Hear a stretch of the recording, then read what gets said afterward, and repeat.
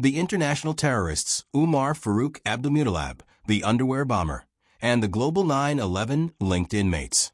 The concrete shadow. Before we dive in, make sure you subscribe, like, and drop a comment telling us where in the world you're watching from.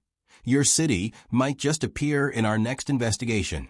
Now, let's step into the darkness behind the world's most fortified prison. The snow over Detroit that Christmas morning looked pure, untouched, almost innocent. Nobody walking through the airport terminal knew how close the world had come to disaster. Not the agents strolling their routine patrols. Not the families heading home after holiday vacations. Not even the passengers still dazed from the overnight transatlantic flight that had almost ended in flames. Inside a secured room far from public view, federal investigators huddled around a single piece of evidence resting on a metal table under cold fluorescent light. Burn marks, chemical residue, wires, a failed explosive device hidden in the lining of simple cotton underwear, rudimentary but deadly enough to have brought down an entire aircraft over a major American city. The name attached to that device, Umar Farouk Abdulmutallab, later known worldwide as the underwear bomber. Christmas Day, 2009. Flight 253. If the device had detonated properly, every passenger on board would have died within seconds. Instead, a malfunction and a courageous group of passengers prevented catastrophe. Abdulmutallab survived, arrested while still smoldering from the explosion that never fully ignited. But that was only the beginning. By the afternoon, federal agencies were scrambling. Something about this attack didn't feel isolated. The materials were crude, yes, but the planning, the timing, the method too specific to be random. Investigators believed Abdulmutallab wasn't operating alone. Someone had trained him, prepared him, sent him with a purpose. And the trail of that purpose, like so many dark trails in the modern era, led straight into the shadow of 9/11. Inside the FBI's counterterrorism division, analysts pored through intercepted communications and international intelligence briefs. A pattern emerged: familiar names, familiar operations, familiar fingerprints from a network that had once brought America to its knees. Abdulmutallab wasn't just another extremist. He was a link, a messenger, a reminder that the threat hadn't died with the fall of the Twin Towers. Within hours of his arrest, the Attorney General's office recommended the highest level of federal custody possible. The place designed for inmates whose crimes had reshaped global security. ADX Florence, the most restrictive, most isolating supermax prison in the United States. A facility built not to punish, but to contain. The same remote fortress that held plotters, financiers, and conspirators of post-9/11 terrorism. Men who had moved in the shadows of the world's most devastating attacks. But getting Abdulmutallab behind those walls required more than a conviction. It required uncovering the truth about who had sent him, and why the attack failed so strangely. On the third day of the investigation, a breakthrough arrived. During a standard evidence review, analysts uncovered a tiny flash drive hidden inside Abdulmutallab's belongings. It wasn't encrypted. It wasn't labeled. It was almost too easy. And that was what terrified investigators the most. The device contained documents, travel logs, handwritten notes, recordings. But one video file stood out, time-stamped weeks before the attempted attack. It showed a dimly lit room. A single man speaking calmly in a language investigators didn't immediately recognize. No threats. No slogans. No demands. Just one sentence repeated with an eerie calmness. If this fails, we go to phase 2. Phase 2. Nobody in the room knew what that meant. Not yet. But they all felt it. That invisible shift in the air when a case suddenly becomes bigger, darker, more dangerous than anyone expected. And when investigators dug deeper into the video file's metadata, they discovered something that made the entire room fall silent. The footage had been recorded in the same remote region, connected to multiple high-profile inmates currently held inside ADX Florence. The same network, the same cells, the same blueprint. This wasn't just one failed plot. It was something recurring, something evolving, something that wasn't over. And the moment they opened the final folder on that flash drive, what they found changed everything. The blueprint in the dark. The final folder on the flash drive contained only a single document. No images. No videos. Just a plain text file with 4 words typed at the top of the page. Ops, Mirrorgate active. The moment analysts saw it, the room fell silent. None of the agents recognized the phrase. It wasn't listed in any federal database. It wasn't connected to known operations or extremist networks. It felt coded, deliberate, something meant for only a select few to understand. But the real shock wasn't the title. It was the list beneath it. 17 names, 17 dates, 17 locations. Some scratched out, others left untouched. And next to the very last entry, in small, almost delicate handwriting, 2 letters marked the page. P2. Phase 2. Outside the command center, a winter storm battered Washington, but inside, the temperature felt like it had dropped several degrees. Deputy Director Marissa Hale, one of the most seasoned counterterrorism analysts in the agency, leaned forward, her eyes locked on the list. What disturbed her wasn't the presence of foreign names. It was the American ones. 2 of the individuals on the sheet were already incarcerated at ADX Florence. One was awaiting sentencing, and one had never been arrested at all. Hale spoke quietly, almost in a whisper. We're not looking at a network. We're looking at a structure. Another agent swallowed hard. A structure for what? No one answered. By late evening, the team had traced the origins of the flash drive's metadata coordinates. A forgotten safe house in the outskirts of Marib, Yemen. A region known for its history of radicalization and conflict. But the building itself had been abandoned for nearly a decade. Satellite surveillance showed no movement, no activity, nothing. Yet the coordinates appeared in intelligence connected to 3 different ADX inmates. Men serving life sentences for plots linked to the post 9/11 era. Men who were never supposed to communicate with the outside world under any circumstances. So how were they connected to Umar Farouk Abdulmutallab's failed Christmas Day attack? The fear wasn't that the inmates had communicated with Abdulmutallab. The fear was that someone else had communicated for them. A ghost network. A silent thread. Something that moved between continents without leaving footprints. That night, Hale made a decision she had avoided for years. She requested an emergency transfer authorization to ADX Florence. Her reasoning was simple. If the names on that list were tied to inmates already behind those concrete walls, the answers wouldn't be found on the outside. They would be found underground, past steel doors, past motion sensors, past the most heavily fortified isolation units in the Western world. It was a risk. But the alternative, another attack, was not an option. When Hale arrived in Florence the next morning, the sun had barely risen. The desert wind scraped across the ground like sandpaper, and the giant concrete complex loomed like a silent, watching giant. ADX Florence wasn't a prison. It was a sealed world. The gate opened with a hiss. Inside, the air felt colder, unnaturally quiet. Every footstep echoed. Every door closed like a thunderclap. They led her deep inside, past the control unit, past the range, all the way into a wing rarely accessed by federal visitors. Range 13, the warden said. We keep the highest risk inmates here.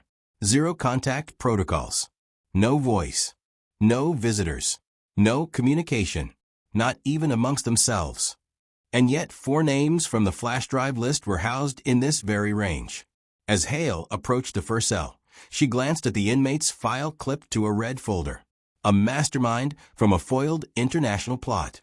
A name that had once dominated news headlines. But as she studied the file, she noticed something strange, something that shouldn't have been possible. The inmate had received no mail for 7 years. No phone calls. No legal visits. No electronic logs. A perfect vacuum. And yet the flash drive metadata placed a signal originating just 6 months earlier, from inside his previous communication records. That was impossible. Hale's chest tightened. Either the system is lying, she said quietly, or someone inside this prison has found a way to ghost the logs. The warden stiffened. We run the tightest facility on the planet. That is not possible. But Hale wasn't listening anymore. As she looked through the cell window, the inmate inside slowly lifted his head. He didn't speak. He didn't gesture. He simply smiled. A small, knowing smile. And that was when Hale realized the truth. This wasn't a leak. It wasn't a hack. It was an inside operation. Something was moving behind the walls of the world's most secure prison. And Abdulmutallab's failed bombing was just the opening move. The real threat was still coming. The whisper network beneath the concrete. The moment Hale saw that smile through the reinforced glass, a pressure formed behind her eyes. It wasn't fear. It was recognition. Recognition of a pattern she had seen once before in a foreign black site years earlier. A smile given by someone who believed they were already winning. Inside ADX Florence, that meant only one thing. Someone had found a way to communicate without ever speaking. Hale stepped back from the cell window, her palms cold despite the heated hallway. I need to see every log, every maintenance record, every emergency override for Range 13 dating back 10 years. The warden exhaled sharply. That's thousands of pages. Then start now, Hale replied. Because this building is hiding something. 2 floors above Range 13 sat a quiet operations hub used only by select staff. Inside, an IT specialist scrolled through the prison's encrypted archive logs. Files so sensitive they were stored on a physically isolated network. Hale leaned over his shoulder. We decrypted the metadata from that flash drive, he said. Look at this. An outbound signature pinged from inside the prison 18 months ago. Outbound to where? He enlarged the connection map. A straight-line signal bouncing through 5 nodes. The last node was a dormant server in Hamburg, Germany. Hale felt the bottom drop out of her stomach. Hamburg, the same city linked to the original 9/11 planning meetings. The specialist nodded slowly. And here's the kicker. The signal was traced to the HVAC maintenance system. Hale blinked. The air ducts. More specifically, the tech said, tapping a screen, the vibration sensors. A silence settled over the room. Someone had used micro-vibrations traveling through the metal vents. Vibrations so subtle they could be encoded like digital Morse, then extracted once they reached the exterior units. It was brilliant. It was invisible.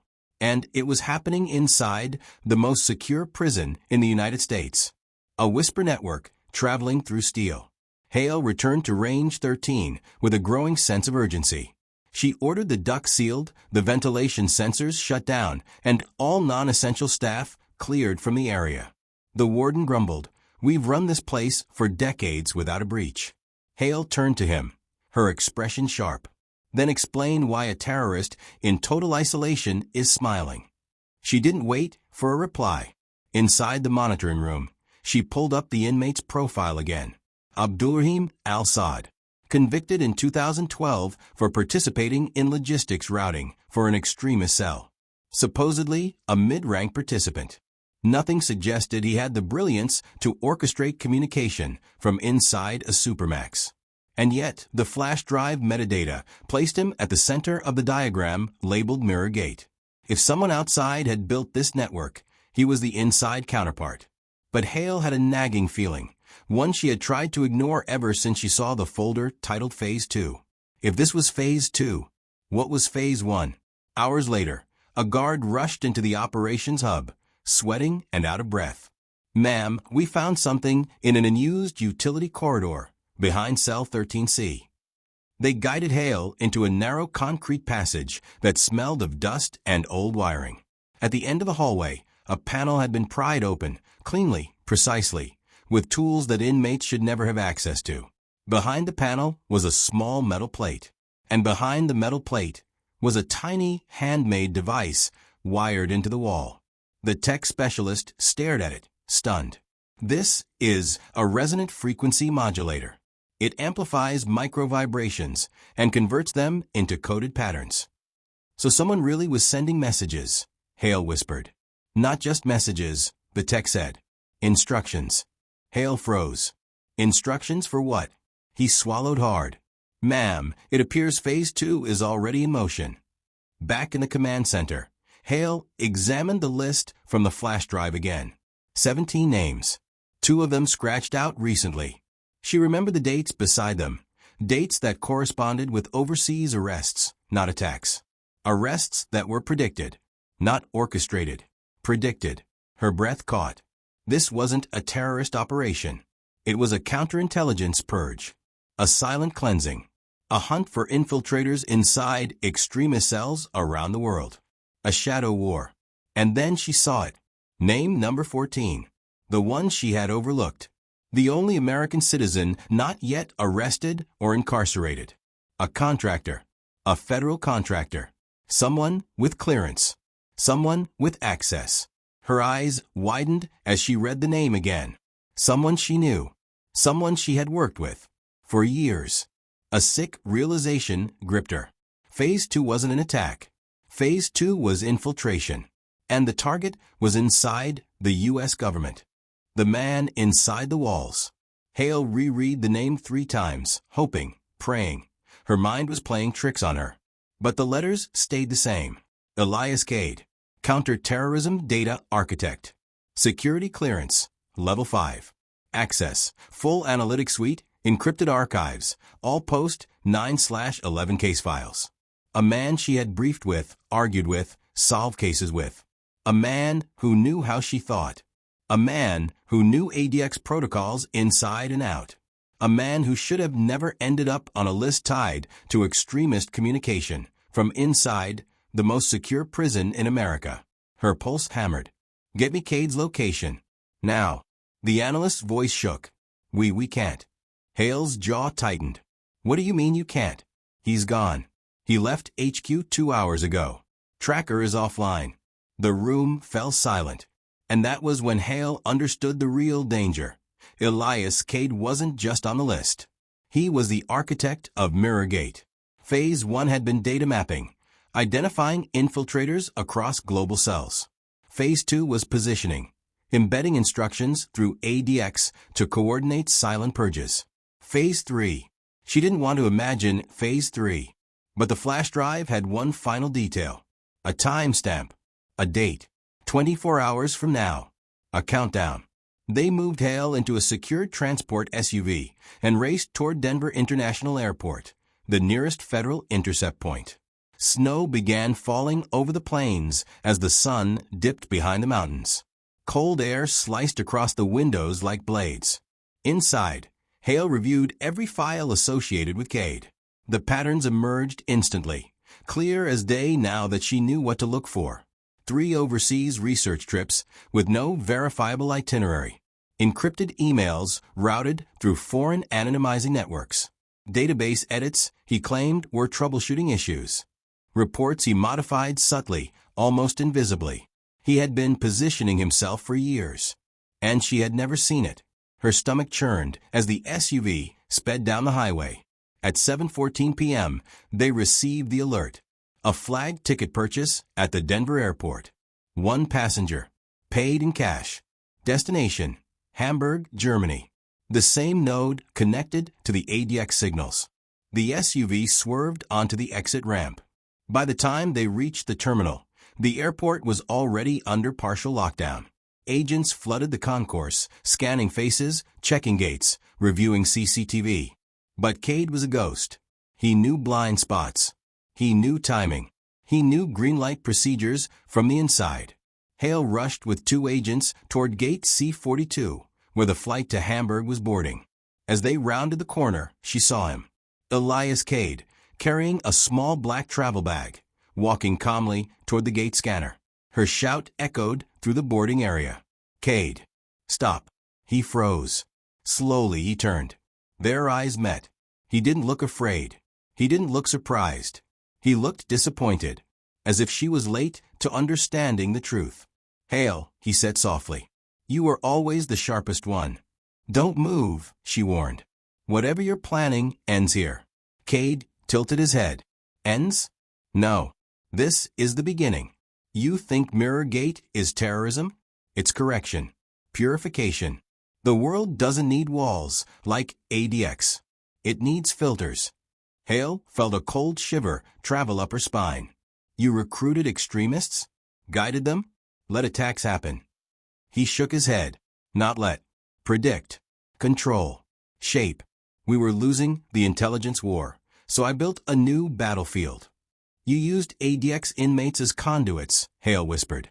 As amplifiers, he corrected. Their isolation made them the perfect hosts. Nobody watches the lonely. Hale stepped forward. Whatever you believe, you're fighting for this. But she never finished. Cade reached into his jacket. Agents surged forward. He pulled out a phone and tapped a single button.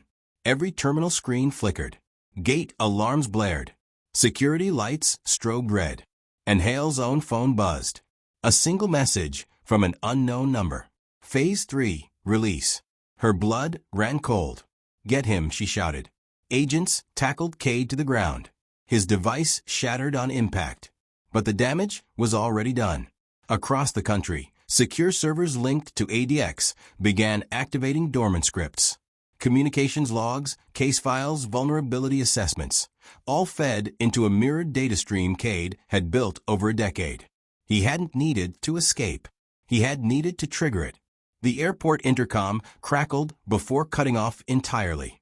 The lights went out for a heartbeat, then flicked back on. Hale stared at Cade as he was pinned to the floor. His expression was eerily calm. I didn't do this for them, he whispered. I did it for us. Snow hammered against the terminal windows as Hale absorbed the horror. The inmates hadn't been the masterminds. They had been the signal carriers. The real threat had been sitting beside her inside their own agency for years. She stepped back, heart pounding. Whatever Phase 3 was, it had already begun, across multiple countries, across multiple systems, across every place Cade had ever touched. She exhaled shakily. This isn't over, she whispered.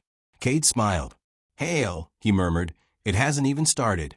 If you made it to the end, tell me in the comments where you're watching from. And trust me, if this story shook you, the next one will hit even harder.